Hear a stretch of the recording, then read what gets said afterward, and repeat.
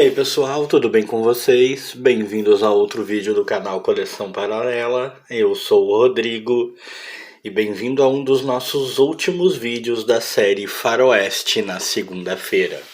E finalmente chegou o dia de falar dele, o grande Zagor, ou como alguns chamam por aí, Zagor.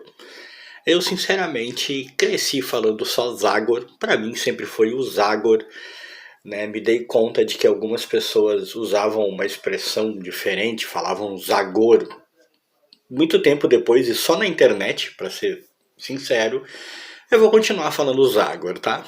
É o nome que eu cresci falando. Zagor está aqui, obviamente, porque vive suas aventuras no faroeste, né? No meio oeste americano. Meio oeste americano é ótimo, né? No velho oeste americano. E, portanto, é pertinente ao nosso tema, faz parte dele, embora dos personagens de Faroeste ele, de certa maneira, seja... Aliás, vou me retificar, não é nem de certa maneira, é totalmente ele é o personagem menos ortodoxo, vamos dizer assim, que apareceu aqui nessa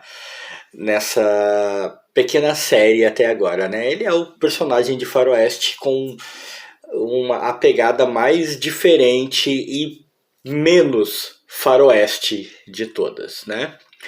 Mesmo se levarmos em consideração aquele vídeo sobre o Jonah Rex e o fato de que ele foi transferido para o futuro, ainda estamos falando de uma pegada muito diferente no Zagor. O Zagor é um cara muito calcado no fantasma, né? Muito calcado no espírito que anda, né? As semelhanças são inegáveis, né? São totalmente inegáveis, né? Ele também tem sua própria região, né? Darkwood. Lá ele é tido como um ser sobrenatural que auxilia todas as tribos daquela região. Ele enfrenta todo tipo de ameaça tecnológica, mística, bandidos comuns, né? É um cara de excelente forma física, de incrível força física, muito inteligente, muito justo, ou seja, ele é o fantasma retirado da África, colocado nos Estados Unidos, né, retirado também, que daí também seria demais se quisessem fazer isso, né?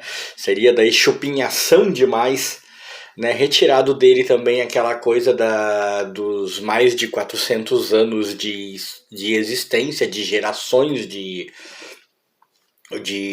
pessoas atendendo pelo nome fantasma, né? O fantasma vem de uma linhagem gigantesca de vários fantasmas. O Zagor, claro, não, mas daí seria copiar demais também, né?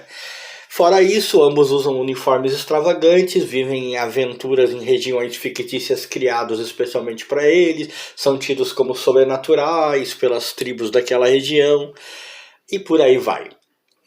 As semelhanças são óbvias e inegáveis. Mas o Zagor tem uma coisa muito legal. É como eu digo, talvez algum fã mais ardoroso possa ficar chateado, mas é como eu digo, é um clone do fantasma. Não tenho dúvida disso. Mas é um clone que soube se ressaltar, soube criar seu próprio caminho, soube abrir seu próprio nicho e ficou muito legal. Eu tenho carinho pelo Zagor. Eu costumo dizer que o Zagor é o único personagem deste meio faroeste que eu consigo ler as aventuras, né, perceber que a única coisa que elas têm de faroeste em 99,9% dos casos é o ano e a região em que elas se passam, tipo, é o pano de fundo, né? Zagor é quase por acaso que vive suas aventuras nesse universo de velho oeste americano, é quase por acaso, porque suas aventuras não são basicamente faroestes tradicionais, né? Ele resolve quase tudo na porrada, ele usa uma machadinha de pedra, ele enfrenta robôs, alienígenas, bruxos, criaturas monstruosas, deuses, né? Ou seja, não é um faroeste, é realmente aventura, né? Com muita ficção científica e pitadas de terror. Só que essa é a proposta do personagem, esta sempre foi a proposta do personagem. E por isso nunca me incomodou. Eu tenho essa dificuldade, já falei aqui no canal, eu tenho essa dificuldade com o Tex. Adoro o Tex, né? Meu personagem de quadrinhos predileto. Não só do universo de Faroeste, mas de qualquer universo de quadrinhos. Tex tá lá, pau a pau com o Fantasma pra mim. São os meus personagens prediletos totais. Mas eu não gosto de ver o Tex nessa pegada de enfrentar sobrenatural, sabe? Enfrentar Mephisto, enfrentar bruxos. Eu tenho em algum lugar na minha coleção ali até mesmo uma aventura em que ele encontra um alienígena. Encontra em termos que na verdade ele nunca encontra de verdade o alienígena, ele nem chega a saber que está enfrentando um alienígena, mas ele encontra um alienígena, ele tem um alienígena na história. Não curto, não consigo gostar. Tex pra mim só é realmente muito legal quando ele vive o seu faroeste tradicional com 1000 planos mirabolantes de caçadores de recompensas, de inescrupulosos donos de terras, né, banqueiros, milionários, xerifes corruptos, índios. Este universo do Tex me fascina, eu amo. O universo voltado ao sobrenatural e à ficção científica, quando o Tex dá essa escapada, me desagrada. Já o Zagor, não. Todas as aventuras dele, né, em sua maioria tem essa pegada. As aventuras mais comunzinhas, com uma pegada faroeste mais tradicional, são raríssimas e acabam sendo menos interessantes, porque a pegada do personagem é bem outra. Zagor soube conquistar o seu espaço mesmo tendo tanta chupinhação, tanta pegada de fantasma no seu contexto. Ele criou um nicho todo dele, e vale muito a pena, é uma leitura muito prazerosa, eu gosto bastante. Inclusive faz tempo que eu não adquiro um Zagor novo. Na minha pilha de leitura eu tenho uma velha edição do Zagor para ler, que acabei ganhando. Eu não me lembro, acho que é da VEC, está até bastante danificada na verdade. Mas eu ganhei de presente e eu não quis me desfazer, né? Eu não quis, não vou querer só porque está danificado. Não, eu olhei, tem condições de ler, eu peguei. Né, mas é a única edição do Zagor nos últimos tempos que veio à minha mão. Eu não adquiri mais nada do Zagor e futuramente até pretendo mudar isso. Eu acho que está na hora de adquirir alguma coisa nova do Zagor. A maioria das edições do Zagor que eu tenho são da Record, e é o mesmo caso dessa edição aqui. Né, eu tenho, sei lá, umas 20, 30 edições daquela coleção da Record que vinha neste formato. Mas eu resolvi falar nesse vídeo, eu escolhi falar dessa aqui, a Zagor Especial número 1, né, edição para colecionador, com 364 páginas e 4 aventuras. A daqui foi a tentativa, foi o projeto da editora Record de começar a publicar as histórias do Zagor, né? Eu ia falar Tex, olha só, as histórias do Zagor em ordem cronológica, né? De tentar apresentar em ordem cronológica finalmente no país as histórias como elas foram publicadas na Itália. No expediente aqui, no editorial dessa edição, a Record aqui, né, o editor da Record na época, ele comenta que o Zagor, quando essa edição saiu, já, lá na Itália já havia passado de 300 edições, então era uma tarefa muito complicada, começar tudo de novo, fazendo certinho aqui e tal.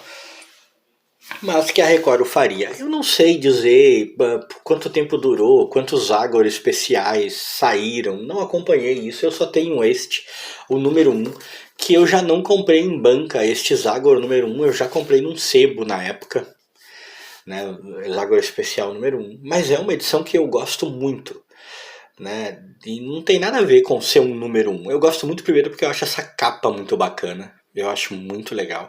Gosto porque, por ser a história, a edição que tenta colocar as histórias do Zagor em ordem cronológica, ela compila aqui, nessa única edição, as 4 primeiras edições do Zagor na Itália. E tem a famosíssima Encontro na Floresta, onde ele finalmente conhece o Chico, um personagem que a mim me divide. Eu aprendi a me acostumar com ele, eu aprendi a aceitar ele inserido nas aventuras do Zagor, mas como eu já comentei em outros vídeos, eu tenho um problema com essa coisa do alívio cômico.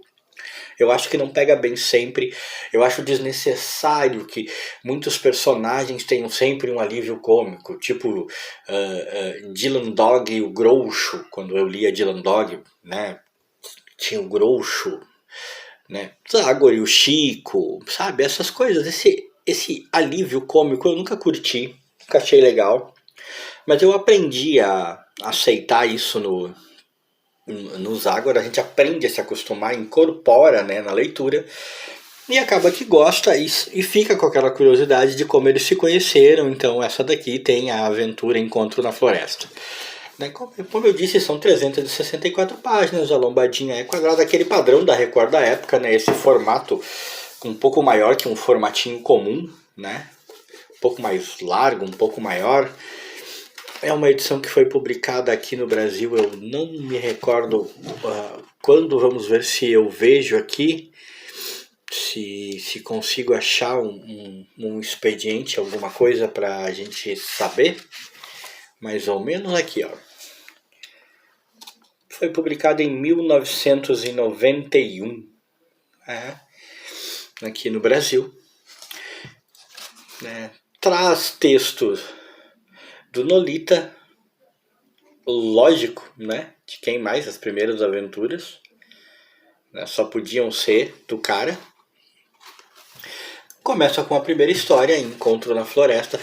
É interessante notar que a arte, na época, a maneira como até mesmo de certa forma a maneira como o Zagor era representado é bem experimental, vamos dizer assim, né? O Chico é um cara que aqui tá diferente, com essa pegada sempre com o sombreiro, né? Com o chapéu mexicano. A arte é boa, a arte é ótima, claro, dificilmente, né? A Bonelli tem essa coisa de qualidade de arte e roteiro serem sempre boas. Mas eram as primeiras aventuras, sempre há uma evolução, sempre há uma mudança com o passar do tempo. E você consegue perceber que não é uma questão de estilo de desenho, não é uma questão do estilo do desenhista, entendeu? Não é essa a questão. É uma questão mesmo de evolução. É uma questão mesmo de a pegada do personagem ir mudando conforme o tempo foi passando e ele foi evoluindo graficamente e nas suas aventuras. A história Encontro na Floresta, né, tão famoso encontro aí do Zagor e Chico, na verdade é uma história bastante padrão, né, bastante comum. E não fosse o fato do Zagor usar essa machadinha e ter esse uniforme espalhafatoso dele, poderia até mesmo num primeiro momento dar a enganosa impressão de que o Zagor seria um faroeste quase que bastante padrão, né? Se não me engano, as 4 histórias que nós temos aqui Zagor, o Encontro na Floresta, o Totem Misterioso, o Ouro do Rio e o Homem Voador. Eu não me lembro se exatamente nessa cronologia, mas são as 4 primeiras histórias do Zagor e isso é fato, né? Foram assim, as primeiras histórias foram essas. E elas estão todas aqui, todas contidas aqui.